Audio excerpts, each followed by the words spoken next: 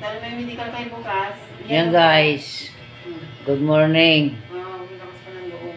Happy Sunday.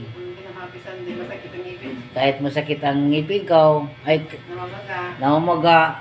Ayan. Pinabunod ko kahapon kasi gusto ko na matanggal ang sakit na dinaramdam ko. Ngayon? Ngayon, Sumakit. lalong sumakit at namaga. Tingnan nyo ay nawala ang kagwapuhan. Namaga ang pisngi ko. Oo. Lalong namaga. Pero guys, talagang sa gusto kong gumaling kagad kasi ako ayaw kong may dinaramdam ako sa katawan ko na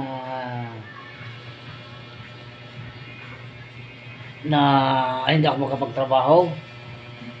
Kailangan ko magtrabaho guys, kaya minamadali kong gumaling kasi wala sa sobrang pagmamadali parang nagkakamali. Tingnan mo naman guys, namaga, pero kaya pa, kaya guys. Ako pa ang lakas-lakas ko, kaya tingnan mo. Kahit magayan, mapasok pa bukas yan. Lunes, medical namin bukas. Pag tinanong ko ng doktor guys na anong nangyari sa iyong ipin, naman nga ho, dok sumakit. Pinabunod ko para mawala ang sakit ng ipin. Naku po, pag nasakit ang ipin ko talaga naman, hindi ka mapakali at hindi ka mapakatulog kahit anong pigil mo, talaga hindi mo kaya pigilin pag masakit ang ngipin. Naku po, talaga oo. Grabe sakit.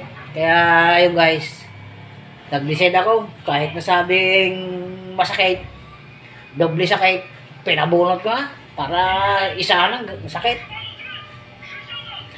Kaysa magtiis ako na magtiis guys, na sa sobrang sakit, napakahirap na masakit ang ngipin. Mas maigi pa siguro guys na masakit ang tiyan, kahit pa paano mapipigil-pigilan mo. Pero ang ngipin guys, naku po, pag masubukan nyo lang, nasakit na walang, di mo sukat akalain kung saan nanggagaling ang sakit. Nakirot. Tingnan mo. Pero okay lang guys, pero at least 9 ako ng gamot para gumaling, mailom na yung sugat na sa loob at matanggal na rin yung namamaga kong pisngi. Kaya kailangan lang ang gamot, maintenance na gamot every 6 hours. Nainom ako ng gamot na may pinamik kasi yun ang bili ng aking doktor. Kaya yun ay talagang sinusunod ko. Sa sobrang sakit, kaya ganun. Kaya guys, antabayanan nyo lang, magaling ko. Hanggang dito na lang guys. Thank you for watching.